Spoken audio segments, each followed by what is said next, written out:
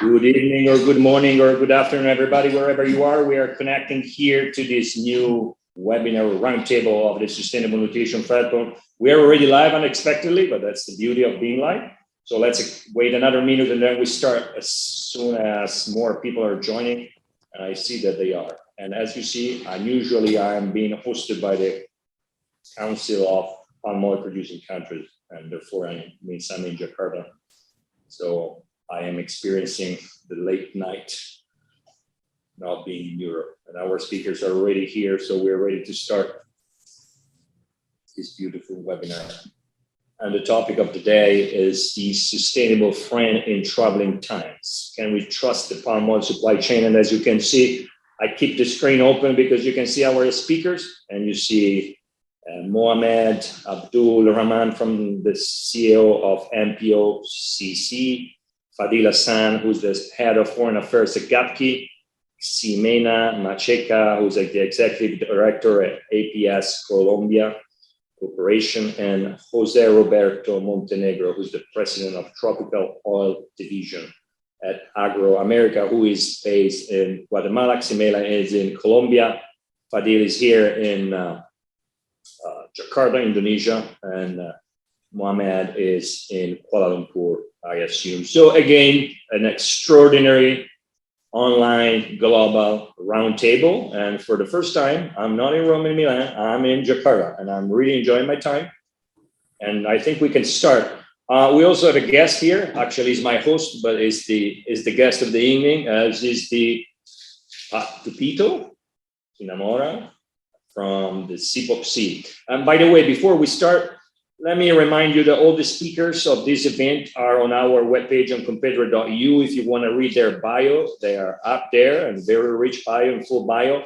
And after this event, we will be uploading, as usual, on our page and on social media and on our channels, the recording of this event, as well as we will be sharing short video clips of the single talk. So the most meaningful statements are being recorded and shared on social media, and they prove to work very well, particularly for people that do not have time to join. I have to say that the flavor for online roundtables is declining, but I can see that people are coming up on our websites and enjoying the page and the recordings, or they are downloading the single video clips. We are also uploading all the presentations and also some further documents that I have here with me I will present in a moment. So people are reaching out to us and joining, so thank you for being here with me. Before I start, before I introduce the topic, I want to give the floor here in Jakarta to Tupito Sinamora from the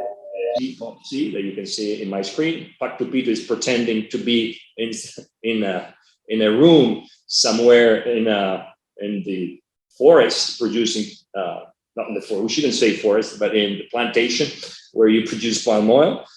So Pak Tupito, the floor is yours. You're here 1 meter away from me. Thank you.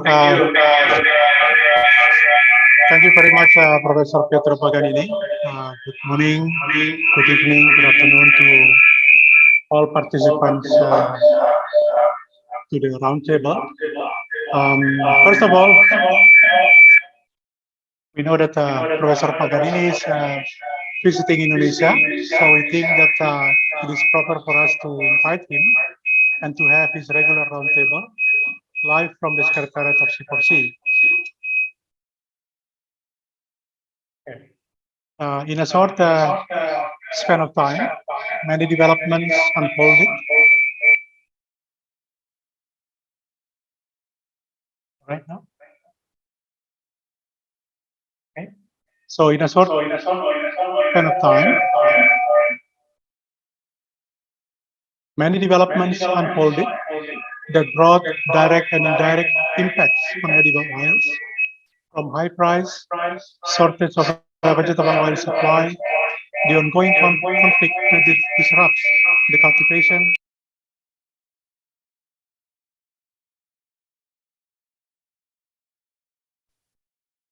Explain the advantages of palm oil, and it's clear that palm oil outperforms other oil crops, especially contributing to the SDGs attainment. talking about a reliable supply chain, we cannot overlook a very important factor. Peace and stability are a sine qua non in ensuring a reliable supply chain. ASEAN, as the home of the three largest palm oil producing countries, has been and will be our main defense in enjoying peace and stability in this region. Allow me to finally share good news that La Nina effect is almost certain to continue in this region, so that it will hopefully contribute to better harvest this year.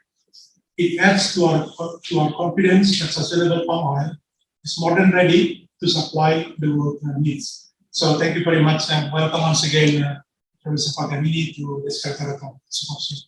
Thank you. So thank you so much, Pak Dupito.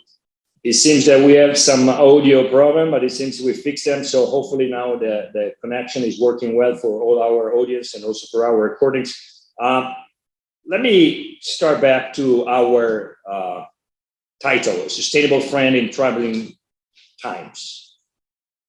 We see that with the conflict in Ukraine, we are right now facing three big challenges. The first one is the constant lockdowns and the constant accidents that are happening around the world and the shortage of supply chains and commodities. And this is something that we have to live together along. The second is the impact of the speed of climate change. And this is disrupting a lot of the supply chains around the world. And again, it's causing shortage of commodities and increasing the price. The third one, unfortunately, is the conflict that's happening and taking place right now in Ukraine. These three challenges are showing that no country around the world is immune to the shortage of commodities, particularly Europe and the United States as well.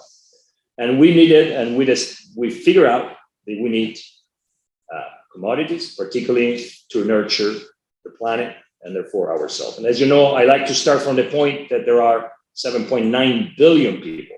If you remember, when we started this series of roundtables, we were talking about 7.6 million people.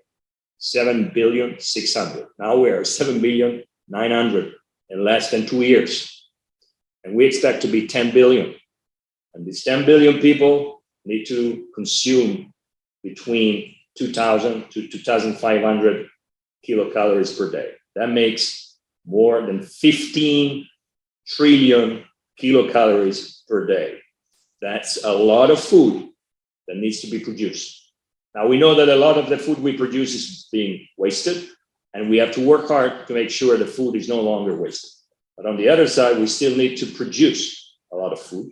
And among this food, we need fats. And we know that there are great sources of fats, but these great sources have to be sustainable. So they have to be grown sustainably. What's the best way to do it? And palm oil, the palm oil supply chain, we have always supported this, and we have always argued it's one of the best supply chain in order to produce the fat that the world needs. And during this time of pandemic and during this time of war, where there is unfortunately a great shortage of sunflower, and only God knows how much sunflower the market will get in the next summer, and particularly in the next fall.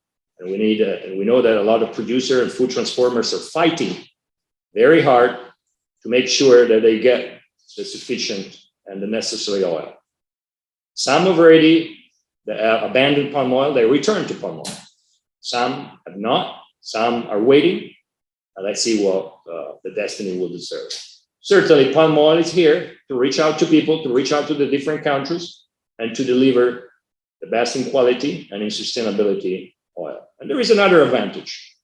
The palm oil is a multi-source oil. It's produced in many countries around the world. Today, I have the fortune to be in the largest producer of palm oil. But as you can see from this panel, there are many other countries that are finally onto the stage to being global leaders. And today we have representative of Malaysia, again Indonesia, but also Colombia and Guatemala. There are two fast-growing countries and two leaders when it comes to sustainability and also the development of workers' rights. And we're very pleased and proud to have them here. So the question today is palm oil a friend? Is here to help the work? And second, can we ensure that the palm oil is entering the world market, particularly Europe? Don't forget, we start from Europe as the think tank. Is really sustainable, and how are producing countries, Colombia, Guatemala, Malaysia, Indonesia, but also the many African countries that are producing a good quantity of palm oil, can ensure that palm oil enters market is sustainable.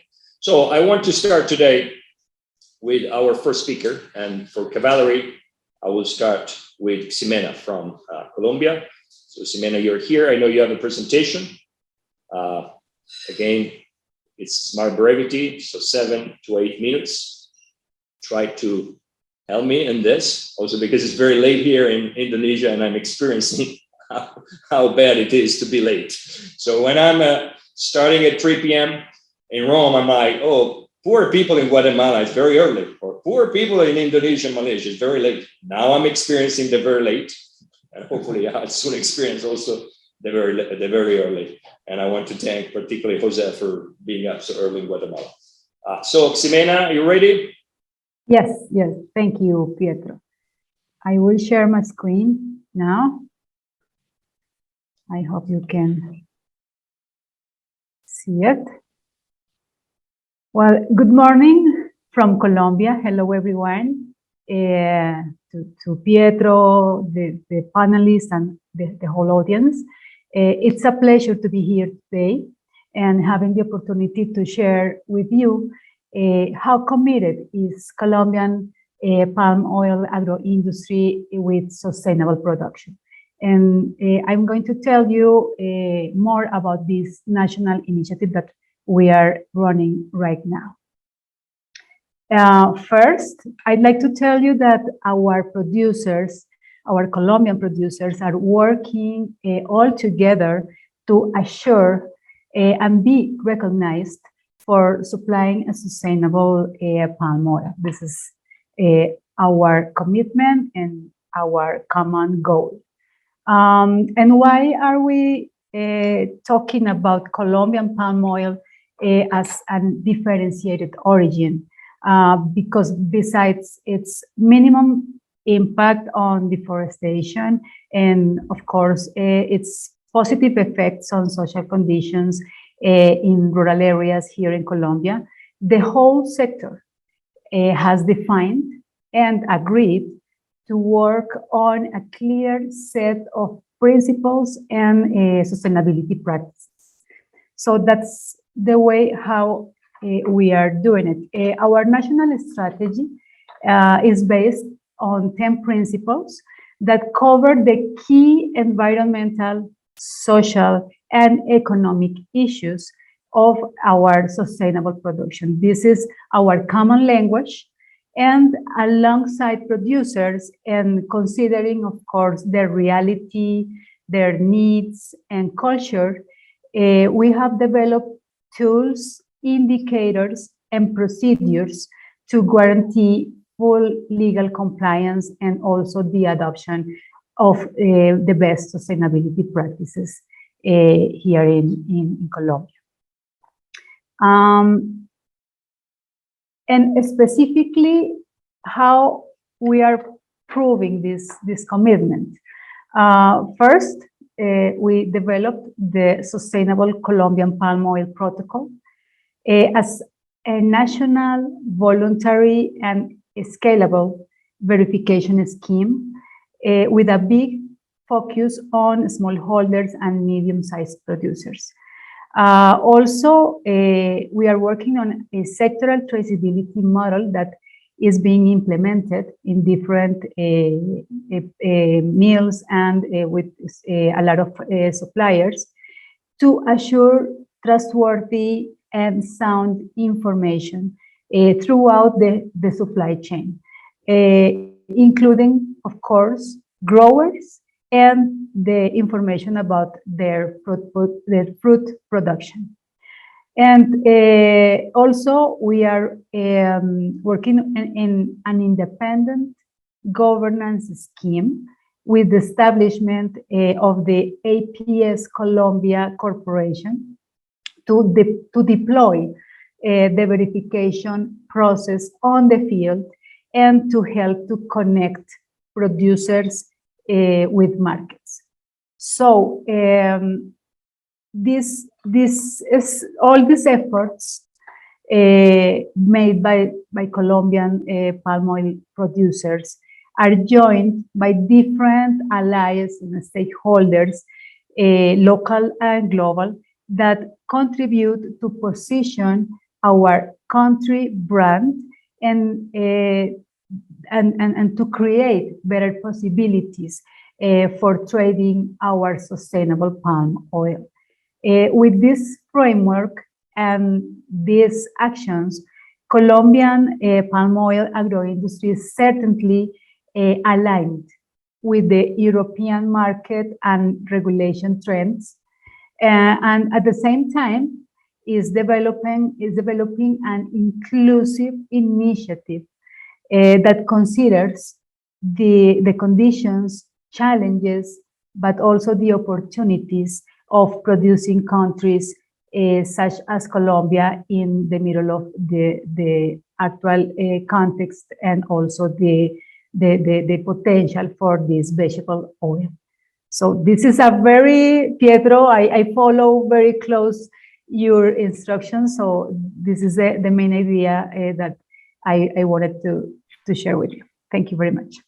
So thank you, Ximena, very much for being so short, but you know, it's not my will, it's the smart brevity, is what the internet wants and what our audience, and we see when we have short talks, they are very much appreciated online, downloaded and shared, and as well, we are gonna put your presentation online. Now, let me move back to Jakarta. I see our a great speaker and great friend, Fadil Hassan from GAPKI. So Fadil, I'm here in Indonesia. Obviously, I have a conflict of interest, and I cannot say anything bad, otherwise I won't be able to leave the country. So I know you have probably the best palm oil ever, but actually of the best supply chain. Now, aside of joking and aside of any conflict of interest here, I'd like to hear what is the effort of Indonesia to make its palm oil more sustainable, and particularly also to change the idea that there's a lot of deforestation, because most recently, and I invite all of you to check the recent report by the Global Forest Watch, I was impressed because the level of deforestation in Indonesia is sharply declining, except for 2005 with El Nino. Otherwise, every year you are achieving better results. Can you tell us more about your effort as country, as a GAPI, and as industry?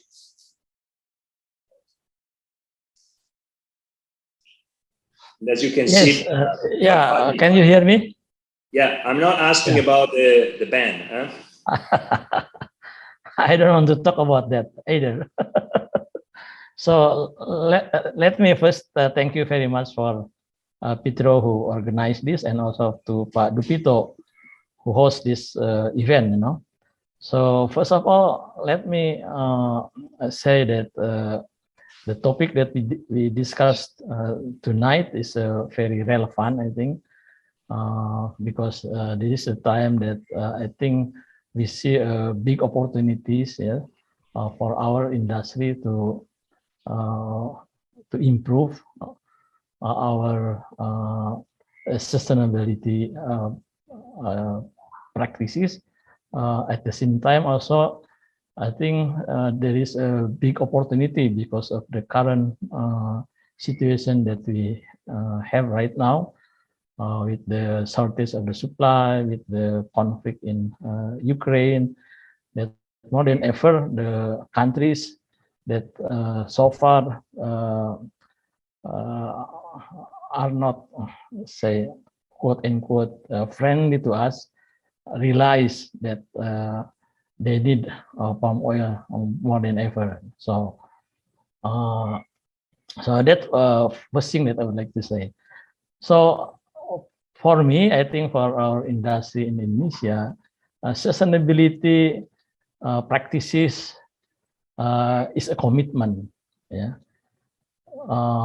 to be implemented,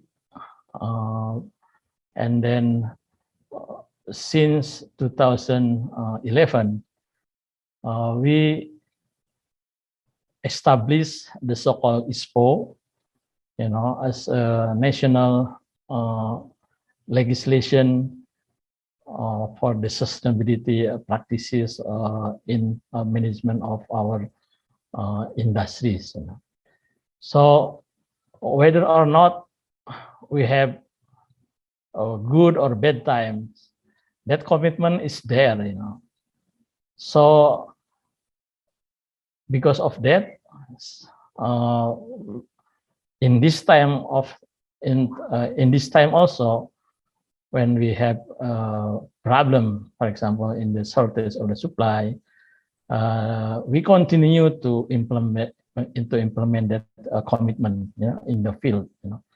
So almost, I think maybe more than half of the companies in Indonesia already been certified by the ISPO, and then also we improve the principle and criteria of the ISPO in 2019, and we strengthen the legislation aspect of that sustainability scheme that we have.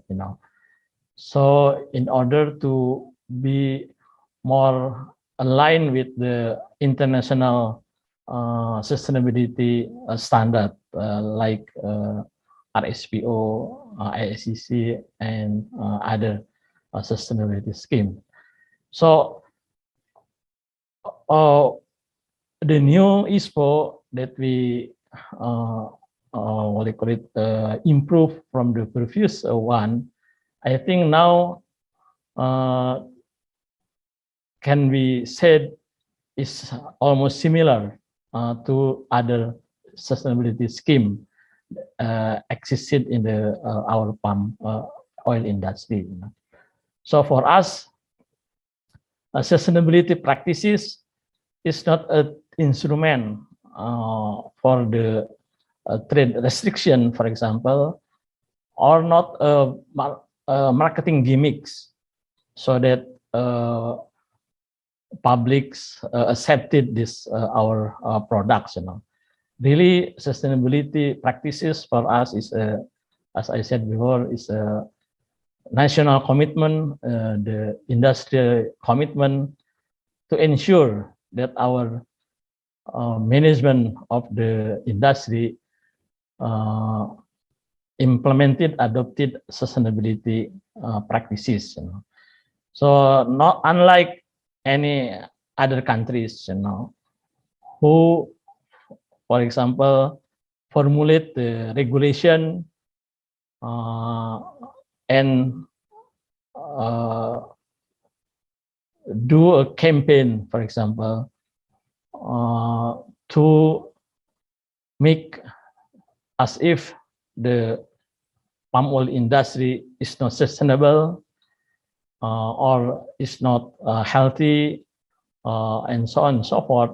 Now I think realize that this kind of practices, this kind of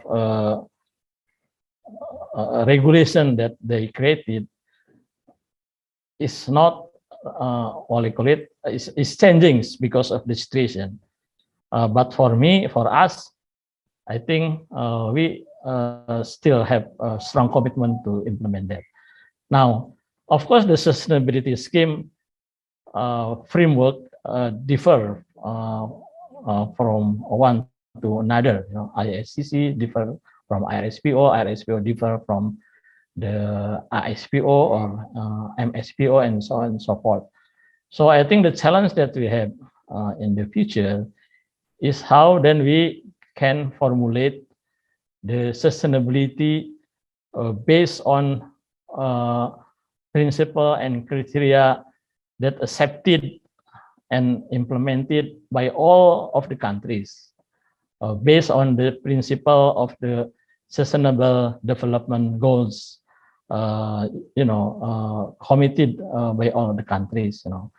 So in this regard, also some of the companies in Indonesia has already have commitment to fully implement the SDGs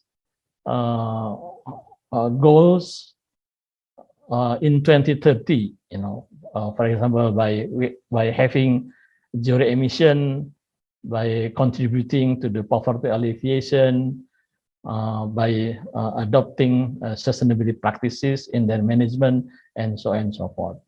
So I think in the future, that's why I think it is important for the CPOPC as a organization of the palm oil producing countries to make effort, to formulate the sustainability scheme based on the sustainable development goals committed by all countries to formulate sustainability scheme in the palm oil industry based on that sustainable development goals principle and criteria. So I think that's why I think with your thought, and that with our contribution for each country, we hope that we can develop that under coordination or organized by the CPOPC. So that's, I think, what I would like to say in this opportunity. Thank you very much.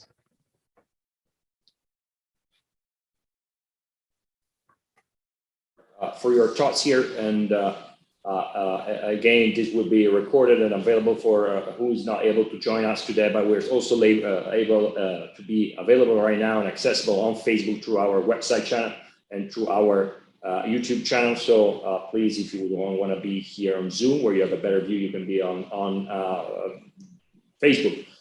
Let me go back to Central America and to America, where I think there is one of the most amazing countries. I had the fortune to visit together, with Colombia and Honduras, another neighboring country. But I was incredibly surprised when I visited Guatemala, because besides being a small country, I was not expecting such a booming of the palm oil industry, and particularly finding such a commitment to sustainability and to the enhancement of the SDG and obviously the labor rights, and being such an engine of development. One of the reasons why, as a sustainable nutrition platform, we decided to endorse palm oil as a resource for sustainable nutrition is because we analyze data and all the many studies that you can find around, but as well as because palm oil, as Fadila has just remembered to all of us, is a great source of development and, bringing many people out of poverty. And this is the case very much of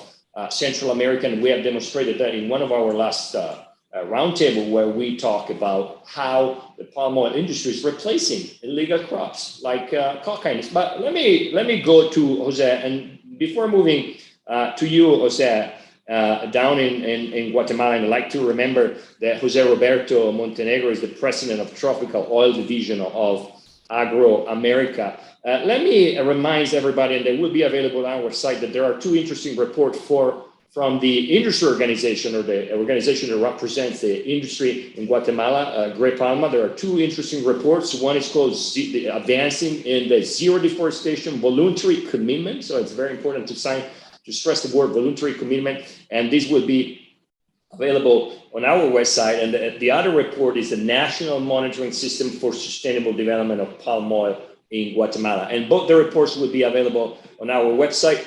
Roberto, what is Guatemala doing? Still a small producer, but fast growing, with a great focus on sustainability. Thank you, Prieto, for your kind introduction. Let me support my presentation with a brief PowerPoint presentation. Let me share my screen, please.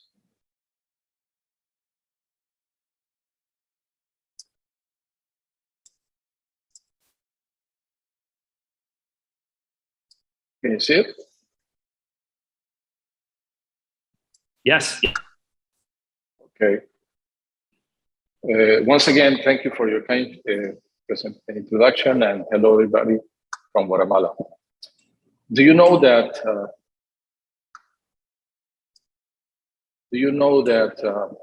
more than 60% of our total palm oil production is already certified RSPO and ICC? Yes, you heard that right. And more specifically, 64%. And I would like to share all the efforts that we are doing in Guatemala. Of course, taking some examples for our company, but I can safely say that all the companies, members of Repalma, which is doing a great job showing the right road to support, is they are doing right now. Guatemala is the 6th global producer of palm oil and the 3rd global exporter. As Pietro said, we are the most productive palm oil in the country, palm oil country per hectare in the world. And once again, 64% of our palm oil production is certified sustainable RSPO and ICC. We also got zero deforestation commitment, being satellite monitored by Repalma and Satellite since 2020. We have a great results of that. That is available also on the website. And also important, the companies of the sector implemented actions related to the policy of respect for human rights. Companies are part of the program of integration and respect for human rights in business practices of the private sector, developed by the International Labour Organization.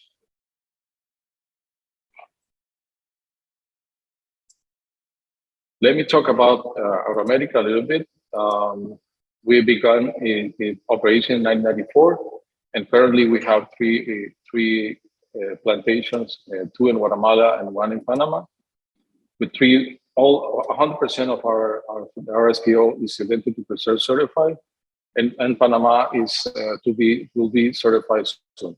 The refinery that we also have in Mexico is already certified. This is the roadmap of our sustainability in terms of certification. In 2010, we were the first company in the world to be certified Rainforest Alliance. And since 2014 and 2019, 100% of our production area in Guatemala has been certified RSPO. These are the 5 pillars of our sustainability strategy: governance, operation, planet, people, and communities. And we are working right now in 8 development goals in order to support our sustainability strategy.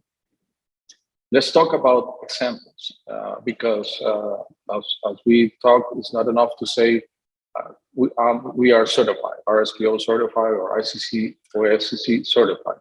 We have to share the commitment that we are doing right now in terms of sustainability. And transparency, of course, is one of the pillars.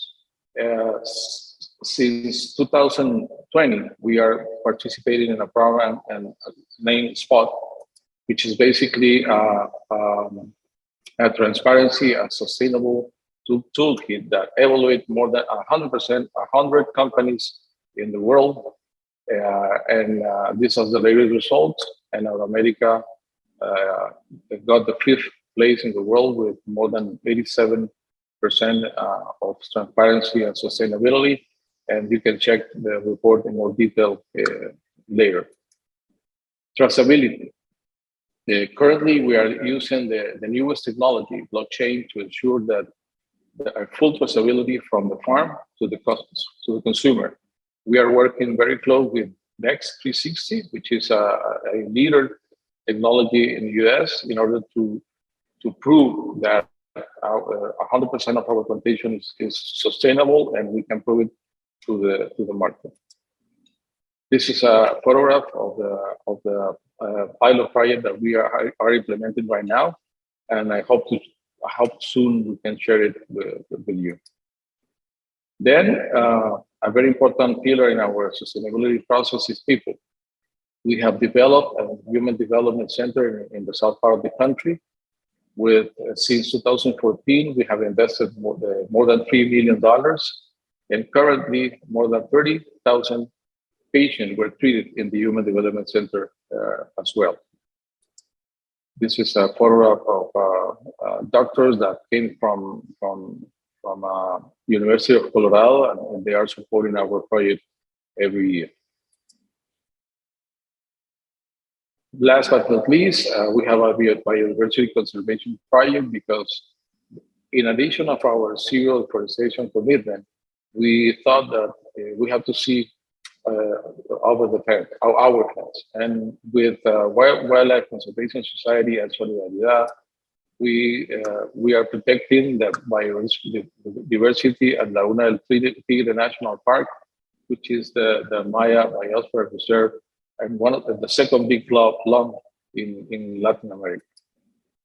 With this project, we are preserving a total of 19,000 hectares, 14,000 hectares of forest, more than 100 hectares of water bodies, and the company's commitment to invest $1.2 million on the following 10 years. This is a photograph of the species that we are protecting, cameras that we have inside of the project, and the landscape that you can see in that region. In overall picture, we are conserving more than 19,000 hectares, and all those are the numbers that we have in our for this project. Thank you, Pietro. And thank you so much, Jose, for this great presentation. But thanks very much, because you have mentioned two very important aspects for us and for the work we are doing, and particularly for what's happening here in Europe. As I said, Europe is developing this incredible, I would say, complicated legislation called due diligence, but it goes under the attempt of zeroing deforestation. And one of the key topics in there is the one of traceability, because as we know, everybody can be sustainable, but if we cannot trace that, then it's a big problem. And traceability wants to be one of our next topic. We know it's very technical, but our goal is to popularize also technicalities and make sure that when people go and buy products on the shelf and they see a logo there, or they see, for instance, an ingredient like palm oil, they know that that ingredient is fully traceable, and you can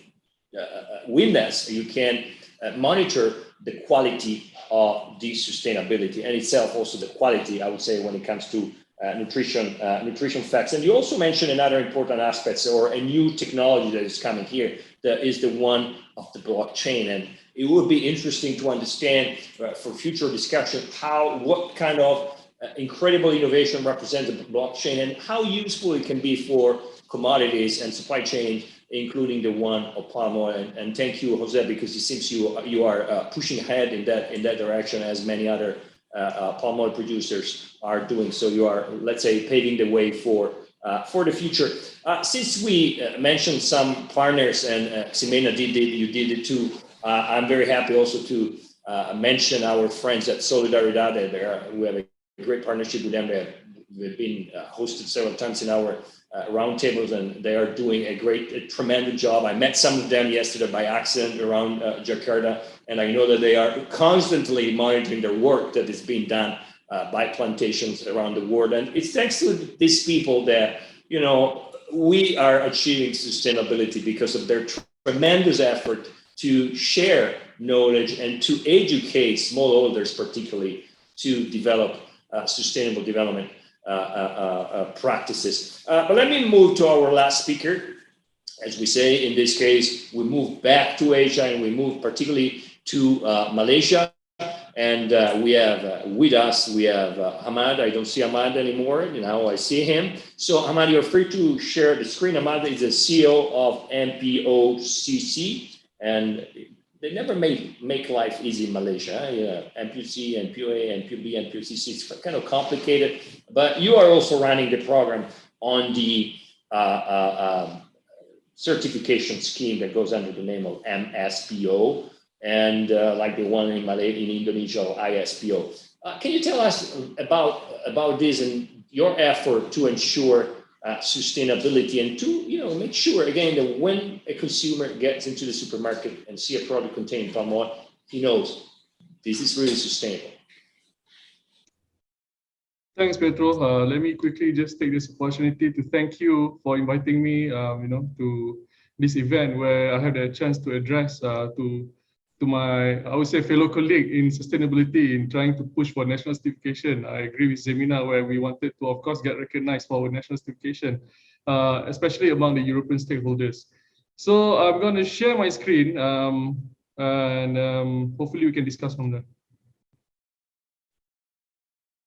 So when you look at a sustainable friend in troubling times, can we trust the palm oil supply chain? There are two aspects where we can talk about sustainability. One is sustainable supply for palm oil, where, I like the way you said you approach the presentation where we talk about population and food demand. And if we look at 2020, people is scrambling for food because everybody thought that there's not enough food, plus the disruption in the supply chain and things like that, especially because of the pandemic. But the outlook for food market is forecasted higher than what it was before COVID.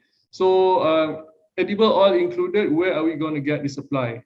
And if we look at the next screen, is just every product, be it food and also non-food, is affected. It shows throughout the year that it keeps increasing in terms of demand. And this also reflects how European imports, other oils, palm oil, soybean, and other oil from other countries because of this increasing demand, I believe. And then there's, of course, the concern of deforestation that we are talking about. And then there shouldn't be, I don't know, because palm oil has always provided about 1/3 to the global edible oil supplies, also fat supply. And it continues to do so. And it is the most consumed and most traded oil, and Malaysia exported around 17.4 million tons of palm oil in 2020. So in terms of sustainable supply for the palm oil, I don't think that there should be any concerns, Pedro, I believe. Because in Malaysia's case, we have been steady, though since 2020, it was slightly, how would I say, affected due to the pandemic. But I think it's picking up. If you can see, Jan to March 2022 shows a 14% increase from last year. Last year was 620,000 Jan, March, and now 700, already reaching 700,000. Though there is a threat, it could have been more if it's not for the labor shortage. So what I can say is, in terms of how reliable or sustainable in terms of supply palm oil can be, definitely the answer is yes. And then there's the issue of sustainability. We need to trust that it comes from a sustainable source now. And 92 for Malaysia, which is through our Malaysian Sustainable Palm Oil scheme, we have already 92% planted areas as of December 2021. Now it's actually around 95%. And 97 mills are already certified, which reflected to around 17.6 million tons of MSPO certified oil ready to be shipped and acknowledged into Europe. And a little bit about MSPO, mainly it is a government's commitment ensuring that all palm oil from Malaysia is sustainably produced and ensuring the legality of land, businesses, and compliance to local law especially. Again, because it's a national scheme, we don't want like only big companies are there. We want local society inclusiveness, which I think has already been thoroughly discussed in most of the discussion in sustainability criteria in many aspects, and ensuring equal market access to them. And please also remember that a national certification scheme is a stepwise approach, which is to get everyone to be familiar to the concept of sustainability itself. Previously, the smallholders doesn't even know what sustainability is. They thought they have been doing it for generations the same way. Now we're introducing sustainability concept to them and getting them to be certified is a learning curve for them. It's quite steep learning curve, and also it's quite resource intensive. And we are looking into continuous improvement in ensuring sustainable production and balance with economic requirements, so that in the long run that Malaysia will truly produce palm oil that is sustainable. And then, of course, transparent and traceable supply chain, where we create transparent and traceable supply chain, ensuring credible sources, as you mentioned earlier. In fact, we have already MSPO trace that trace even from the plantation all the way to the refinery that produces it right now. What it is not a greenwashing exercise. Again, I agree with Pak Fadil just now. That this is not just trying to get everybody to get certified and get accepted in the market, or else MSPO has been already there since 2015, the scheme, and by 2016, 100% should have already been there, but that's definitely not the case because we are looking into various aspects. And to show how committed the Malaysian government has in ensuring sustainable palm oil is being produced, nothing says more than the amount of money that's being poured to ensure that this initiative works. So more than 250 million ringgit in terms of incentives has been given and equipment assistance to ensure that the industry, especially the smallholders, comply to this. And training and on good agricultural practices and assistance getting license and certification is also being given, and tax exemption and certification costs. And this whole scheme is being owned or run by MPOCC, which is any changes to it or any direction that it takes will be governed by 13-member of Board of Trustees, where it is represented by the industry, by academic and R&D institutes, smallholders organization, government, NGOs, and also civil society. So we are just going to talk about how MSPO is a sensible tool for sustainable palm oil. Just quickly here, Petro, I'm just going to show that since 2013, there's the standards being launched. 2015, the scheme is already there and MPOCC is being put.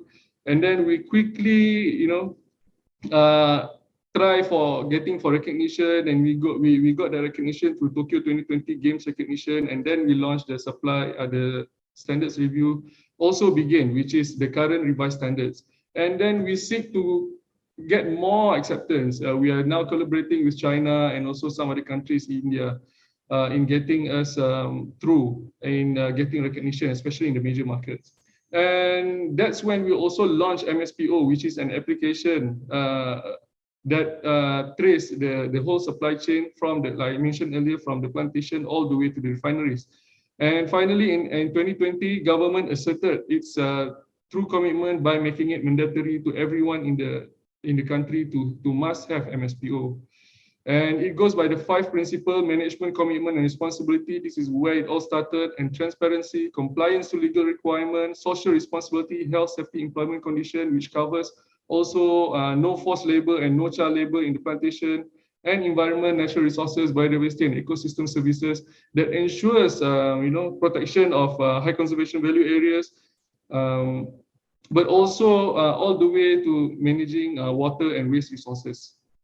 And if you look at how it was being set up, it was really made up to be, credible and impartial and transparent, because we are the one who's doing the MSPO standards. We come up with the standards, the requirement that needs to be done. Whereas Standards Malaysia, which is another government body, ensures credible auditors, credible independent auditors are being appointed to do the audit for MSPO, and we have a certification scheme and defines the operation of the scheme, implementation agreement with credited CBs by Standards Malaysia. And some of the CBs that we have, or certified bodies that we have, the audit, the bodies are international companies. I think by looking at it, some of it, international companies and also local companies. And we go by parts. Because why we do this? Because different categories have different land area, which affects differently to the environment. So each of them will have a different sets of criteria to follow based on our guidance document. And this is MSPO trace that I was mentioning earlier. It is not only doing traceability, but it also collects all the other data, maybe from MPOB. And then we also collect complaints and dispute. And geolocation, MSPO logo application are all through here, because there's also a complaints and grievances module where people who are being mistreated, or they know that someone who is infringing the MSPO principles, they can do and report it through an app. It's already available on Google Play and also App Store. So just quickly, I mentioned earlier that it's a stepwise approach. We previously do a basic standard, which is almost similar to what RSPO did, but now, coming to what the global situation wanted. So we enforce a social, element into it, where we have all the ILO forced labor indicators already put, where we don't want forced labor to be practiced, and also even up to a triangular employment. We also, for environment, we incorporated HCV assessment and introduced the HG calculator, and also now a cutoff date for no deforestation. And for in terms of governance, there's integrity and anti-corruption in line with the National Amended MSCC Act.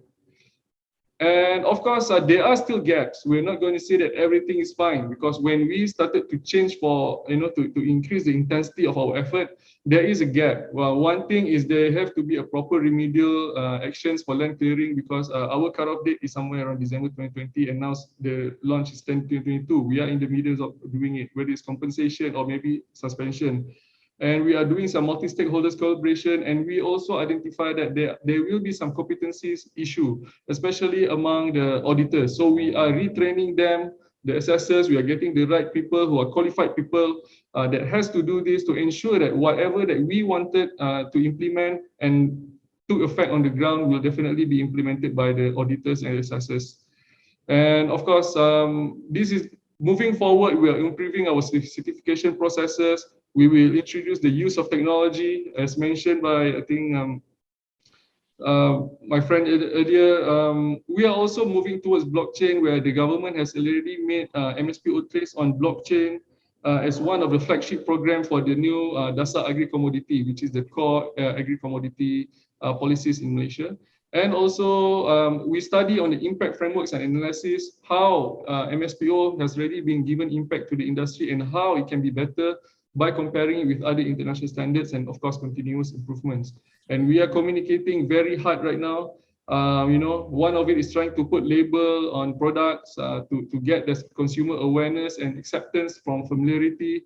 Because if we look at how palm oil in Indonesia and Malaysia has been accused of deforestation, you look at the study by M. Roda from Sirat and UPM shows that actually there is almost no correlation between deforestation and also palm oil expansion.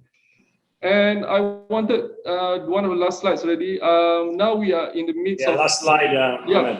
Getting to the like-minded organization to work together, and we as scheme owner to make it better. But more importantly, I wanted to make a pledge to all industry members here to communicate to your consumers, saying that that palm oil is not a problem. There is a good alternative which is sustainable palm oil, which is of course through MSPO and stuff. Just proposed due diligence, you mentioned there's a bit tricky there just now, but what I just want to say here that one of the proposed due diligence is of course legality, which is covered by legality of land, business, and adherence to local law. Traders and operators, we need to identify exact geo coordinates. MSPO Trace is already providing that, and must source for medium or high risk. And we also have a deadline of no planting national forest beyond December 2019, as compared to the due diligence to 31 December 2019, which already complies partly to whatever it is needed by the EU due diligence and more. So in conclusion, it's a government involvement, very involved in this. Promotes continuous improvement, is a solid scheme following ISO standards and local community inclusiveness. So to answer the question, can we trust palm oil supply chain? The answer would be yes, Petro. And in terms of sustainable supply and also in terms of sustainable production of palm oil, just my question is, can we trust that other stakeholders to treat palm oil supply chain fairly? So with that, Petro, thank you very much. I hope. Thank you very much, Ahmed. You've been better than Steve Jobs, because you kept saying last slide. Like Steve Jobs was used to do is one more thing. But thank you very much. Very comprehensive. I will start with you, but you have to be very short. Since we mentioned traceability and obviously the great innovation of blockchain that can be used by commodities, including the supply chain of palm oil, what makes, and you said you're using your logo on many products. I saw some liters of palm oil. Reminds me of Indonesia right now, but I'm not talking about that. What makes hard for consumers around the world to, at the end, perceive this great work you're doing, and you, I mean all of you, as real, the fact that you're really building, designing a sustainable supply chain? What is the block, the wall that somehow prevent people to get this information? Me, right? Yeah, I start with you, and then you have to be quick. The number one thing that I can see is, Petro, is the perception. That has been, you know, the narrative that has been the negative narrative on palm oil, circulating palm oil itself. That's the main thing, and that's why in my slide I took 2 slides for communication, because previously the narrative of palm oil and all the good things the industry has done to the environment and to the society is being taken, is being controlled by other people. So, and it is not only Malaysian government or Indonesian government or any governments per se, but the industry itself. I mean, we have we are patting ourselves on the back for the very effort that we are trying to do in terms of sustainability and things like that. However, we forgot to communicate this to the people who matters, which is the consumers. And now, when the perception has already changed, the narrative has already been set. It's very hard to change the perception. It's not impossible, but that's why I said we need everybody here today to communicate this, to say how palm oil is actually the solution rather than the problem. So I think that one quick question, but very quick question. When I think about your standard, and when I compare it, for instance, with our SPO, that, by the way, were invited, but unfortunately they couldn't make to our discussion today. Do you see it possible for you, and I mentioned for ISPO or other future standard or certification scheme, to even, you know, process and let's say certify till the final user, I mean the food transformer and producer? That's what we are striving for, Petro. In fact, now for us in MPOCC, that's what we are striving for. We are trying to get foreign partners to certify right to the very end of the product, to get it on that product itself, locally and also internationally. So it's quite hard to get a partner who is willing to stick their neck out and you know, do this, but we've been trying, and I think hopefully within this year you will see at least 1 or 2 products. You know, it doesn't have to be in Europe, but in some other countries that will have the MSPO logo. Thank you so much. That would be a great challenge for all of you, and particularly it would be great to see how also the European legislator will deal with this standards and scheme, and we are here actually to help them making the right decision. Obviously, as you know, everything is recorded, will be shared. I repeated that several times, but you know, there is a question and answer section. There is also chat, so you can post your question and chats there. Some of you are sending them on my WhatsApp. Somebody made a comment saying I look like Putin on a long table, and actually it's a very long table. There's a sanitizer there, so it seems I'm keeping everybody distance from me. But let's go to Central America. And I want to refer particularly to Jose and Ximena. I will start with Ximena. You show the great work you are doing in Central America, and particularly in Colombia. What is the way forward now? I mean, it seems you have achieved a lot, but what's the way forward? What's the future for you? And second, what and how can you tell European consumers, and I also mean with consumers, food transformers and food producers, because at the very end, the impact on people is on the shelf at the supermarket. It's where people see no palm oil free, or they hear by reading the news, palm oil is bad. What is the challenge that you ever had, and how do you think you can better communicate with European consumers? Well, first, I would tell you that we are just starting with this national initiative. We are just at a very early stage of it. And of course, one of our main challenges is to engage all our producers. We have about 7,000 producers.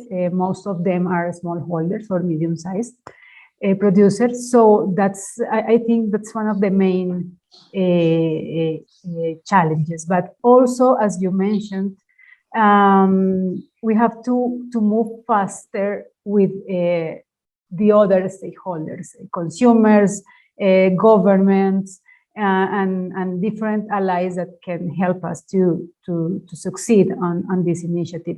I told you about our brand. We are working on a national origin brand. We have support of our government here in Colombia. And we believe that we can evolve in our marketing campaigns and communication efforts to educate consumers through different messages, but also by helping them to identify sustainable products with this brand. So we are aware of the huge challenges that we have, but we are working in a very compassed way with both sides, producers, but also markets. Thank you, Ximena. My role is also to be provocative and also to stimulate critical thinking. You spoke very much earlier about the incredible work you're doing on the sustainability side. And also we found, finally, and particularly the European media found that there are no orangutans in Colombia or usually in Central America. So there's no risk for them. But one of the issues was on the side of human rights or labor rights. And last time we had an extensive discussion and very well-structured discussion on how, for instance, the plantations of palm oil are incredibly useful for recruiting farmers that otherwise would be employed by illegal organizations or even terrorist groups. Is this a challenge that is engaging you very much, the one of work discrimination or unfair salaries or any type of abuse? And how are you tackling that? That's also for me. Okay. Yes. Okay. Okay, thank you. Well, we have achieved a lot of results on that, on those social aspects.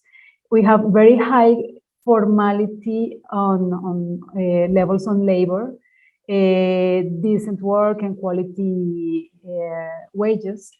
But also we are aware of the conditions of our country, the social and safety conditions. So that's the reason why we are working with our producers to show them how to identify and manage those risks.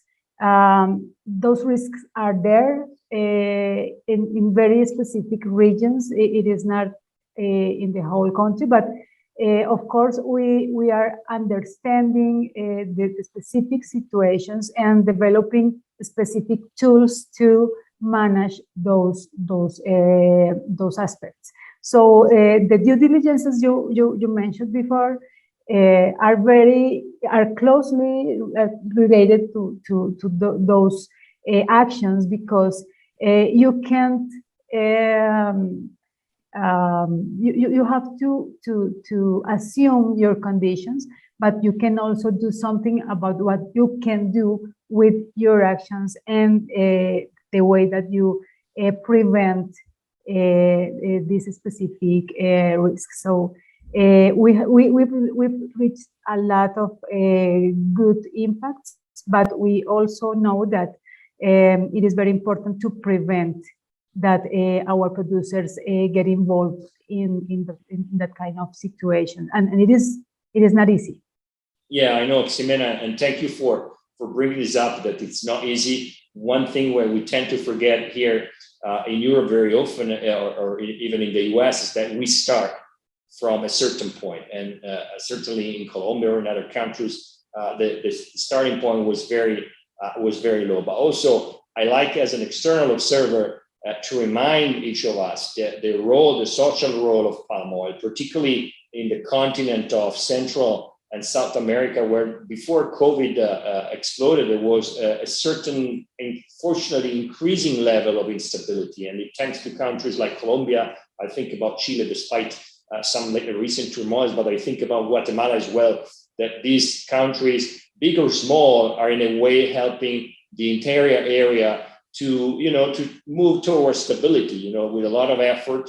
And within this context, trade, business are extremely important because they create jobs, they create prosperity, and in a way they also bring democracy. One key point we have to bring home, guys, is that trade is bringing democracy, and the two things have to work together. If we stop trading, we are also undermining our democracy. I was not referring to Indonesia in this case, but I'm coming to you, Jose, for a last round.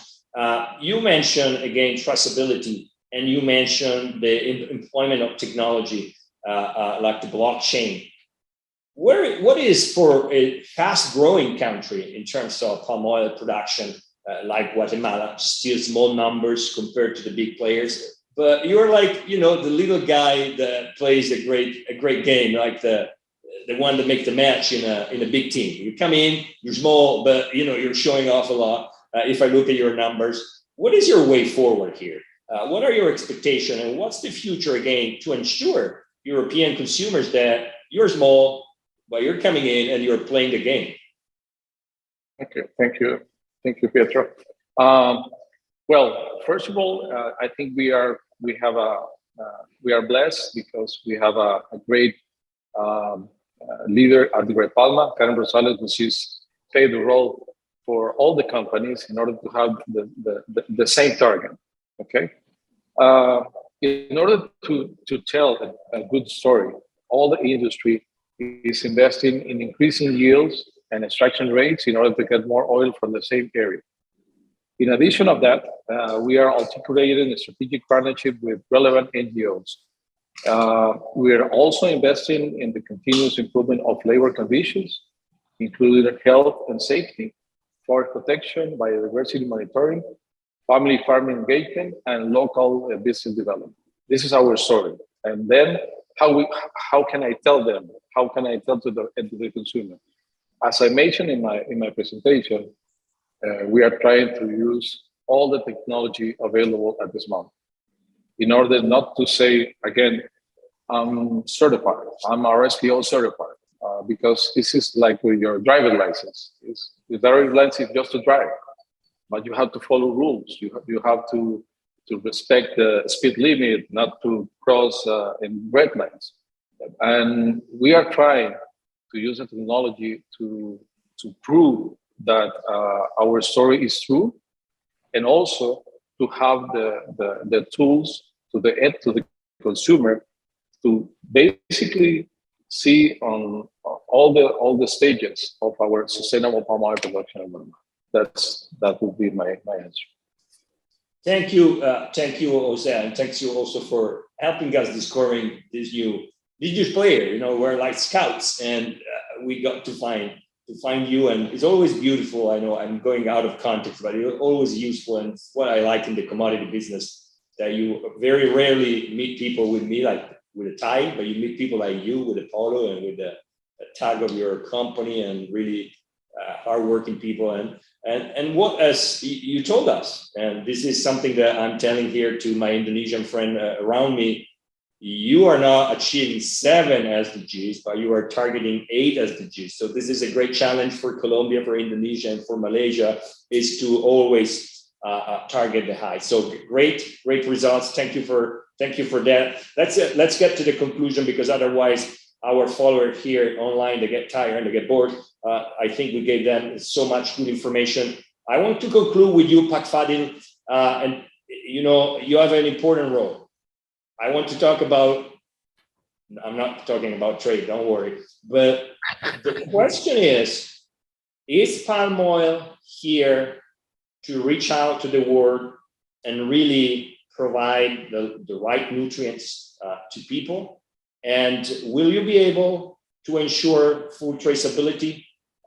I heard you saying in a previous conference today, we are fully traceable. What do you need to be fully traceable so that a gigantic country like Indonesia is fully traceable when it comes to the supply chain of palm oil? Yeah, Indonesia is very big and diverse countries. We have like 17,000 islands, and then we are an archipelago countries. So while we commit for the traceability, I think we have to remember also that it has to be done in the gradual, step-by-step approach. We cannot say that, for example, that we can do this traceability in one day or 2 days or even a month or a year, So, but I think as long as the commitment is there, as long as the effort is there, and then I think we make a systematic, well-planned, concrete measures, to ensure that our product can be traced, in the whole country. I think that's something can be done. I'm sure about that. Not only, for example, for the companies or large plantation,